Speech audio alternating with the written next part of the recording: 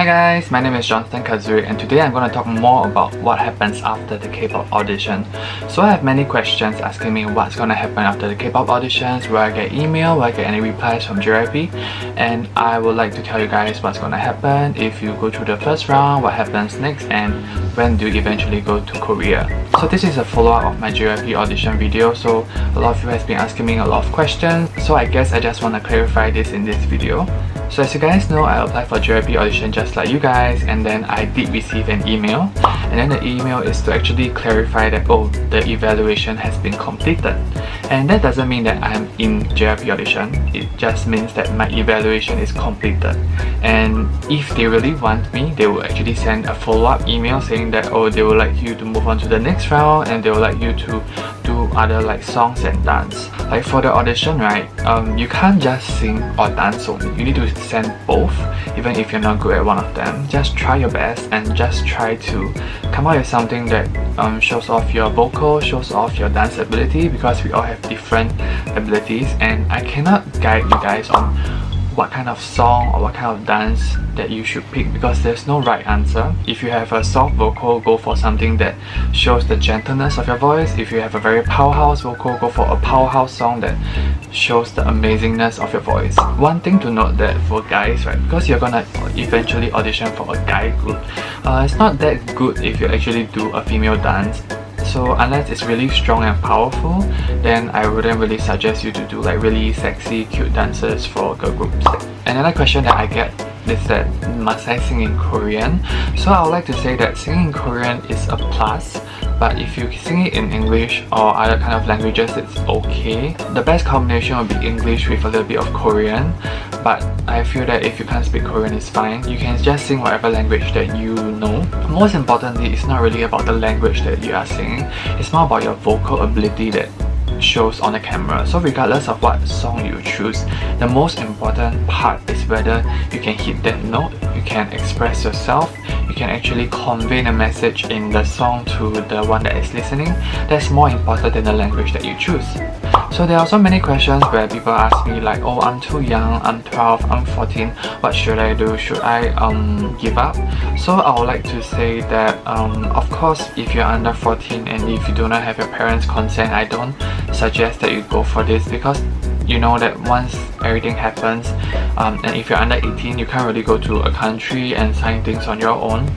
So I would like to ask you to actually convince your parents if they will let you do it or not, and also if not, you can just wait till a later time when you're really of legal age. When you're 18 years old, you can just go ahead and do this kind of things yourself, so that you don't need to like worry about the legality of things. Of course, I think the best is to actually get your parents' approval, but if you can't, then I think that you should just wait till you're older to settle things yourself. Okay, so I'm gonna move on to the next topic, which is what happens after you get accepted. So if you get accepted, you're gonna go to the second round, and as I mentioned in my previous video, you're gonna do full out songs, full out videos of you dancing. So you're gonna sing and dance. So you're gonna sing for like 3 minutes to 4 minutes, you're gonna dance 3 minutes to 4 minutes, and eventually you have to do sing and dance for 3 to 4 minutes, and then they will then gauge if you go to the third round. So eventually, after you finish the third round, you will fly to JYP or whatever company that has contacted you, and then so there are many questions asking whether air tickets will be paid or not. And as mentioned previously in my previous video, most likely if it's a big company, they will pay for you, and I've seen small companies pay for you as well. And then let's say you have decided to actually sign the contract with them, then you will be officially a trainee. So what happens to you after you are officially a trainee? Okay, so the first thing is you would need to leave in Korea, you need to leave wherever you are staying right now. So that means like cutting off connections with your friends, families, and your school if you are studying and you have to leave to Korea. So there are many questions that ask like the company will pay for your food, your lodging and transportation. So yes, so when you are at the company, they will pay for your food, your transport and your lodging. However, the longer you stay at the company, there's more debt collected to the company. So let's say if you've been training in the company for like 5 years, there's 5 years of food, lodging, transportation debt towards them. So and that means that you will actually have to pay them before you actually start earning money. So how do you earn money as a K-pop trainee? You don't really earn any money. Okay? They don't give you a monthly basic salary, they don't give you anything else. Most of the time, the K-pop trainees, they do something called Arbeite, which is called a part-time job. They do go to 7-Eleven to do some shifts, and then they do try and get some part-time jobs so that they can have some money to keep afloat. How much do you earn when you debut? So because of the debt, right, depending on how long you take to debut, the longer you take to debut, the more debt you are in, and the more debt you have to clear before you start earning money. Let's say, for a very good example, we know AOA, which is a very popular group. So after their 4th year, then they started earning money. This was also reported in the news, the radio, saying that they only started to get actual earnings despite hitting millions of views, despite getting first on music shows. So can you imagine that for years of their career plus their trainee life, they might have, let's say, about 10 years of no income? So this is how scary it can be. So another thing about being a K-pop trainee is that you will definitely lose a lot of freedom.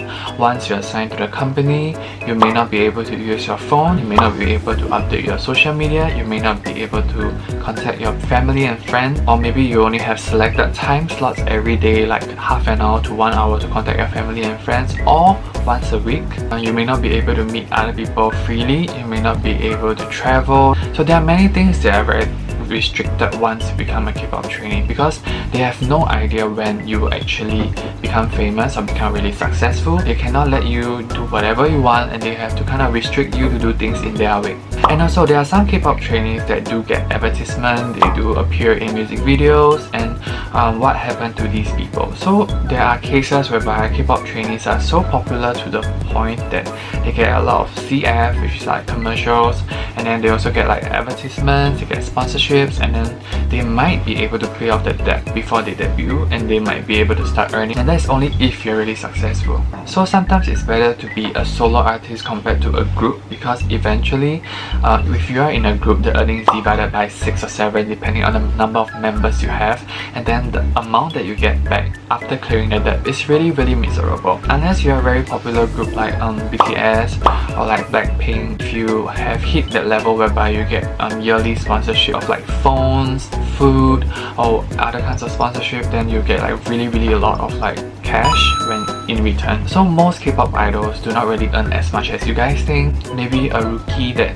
has really been doing well starts to earn like maybe a few $1,000s a month, only if they're really successful. But other than that, most of them are close to zero or actually negative if they don't have a part-time job. So that's all I have for you today, and I think in the future I'm gonna talk more about K-pop idols, and the next video I'm gonna talk about is how long do you take to actually debut as a K-pop idol. So if you're interested in my content, do give me a like. Also comment down below what are the other K-pop idol trivia that you want to learn, and if you enjoyed this, do subscribe to me and on that notification bell so you know when my next video is gonna upload. So I hope to see you guys next time. Bye!